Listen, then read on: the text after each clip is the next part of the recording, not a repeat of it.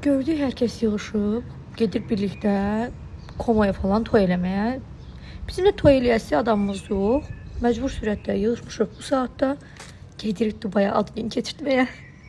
Tamına 8 nəfər gedirik. Yəni bir bəhanə ilə atılmış plan idi, amma baxdıq ki, artıq 8 nəfərə bilet almışıq. Görək nələr gəlir başımıza. Evdən qaçan qızlar kimi bu saatda məhlədə durmuşum. Bunlar da ilk dəfədir ki, söz verdikləri vaxta gəlib çıxırlar bu arada.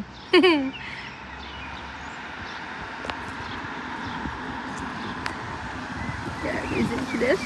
Sənə bundan bax. Ne güzelsən. Habibi, come to Dubai. Elə, biz hazır.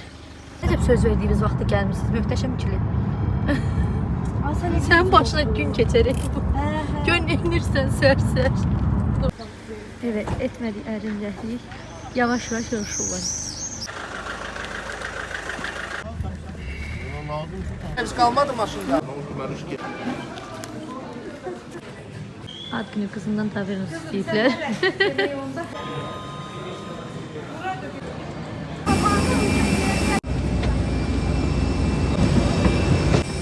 Və bundan sonra başladı fəlakətlər.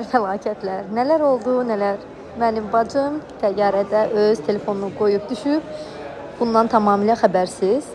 Biz tam 2 saat gözləməli olduq. Rentakardan maşınları götürdük. Oradan xəbər gözlədik və telefonu götürmədən körpeşman otelə doğru yola düşdük. Bu da bizim otelimiz. Bütün ətraflı olaraq sizə göstərəcəm mütləq ki, oteldə nələr var, nələr yoxdur, qiymətlər nə qədərdir. Bizim maşınımızı 27 dollar günlük icarə haqqı ödədik. 4 günlük maşın icarəsi haqqında 200 AZN ödəniş etdik. Axır ki, otelə gəldik, çatdıq, amma böyük bir fəlakətlərdən tam 2 saat havalimanında yubandıq. Çünki mənim bacım telefonunu samolyotda qoyub düşüb və samolyotda məcbur sürətdə orada qoyub gəlməli olduq. Maildən xəbər eləyəcəklər dedilər, amma heç bir xəbər yoxdur. Ola bilsin 3-4 günə məlumat çıxar. Biz də burada 3 gün olacağıq. Görək necə olur. Sabah kimi məlumat gəlməlidir. Yəni uzun sözün qısası telefonumuzu itirmişik. Bu da bizim seçdiyimiz otağın mənzərəsidir. Baseyni, dənizi mükəmməldir. Otelimizin adı Marriott'dur. Yəni 5 ulduzlu oteli seçmişik ki, hər şey mükəmməl olsun. Otel daxilində gördüyünüz kimi kofelər, çaylar tamamilə ödənişsizdir, sular ödənişsizdir. İstəsəz aşağıda mini barları da var. Buradan da seçim eləyib ödənişlə nə isə yeyə və yaxud da içə bilərsiniz. Bu da mini bar.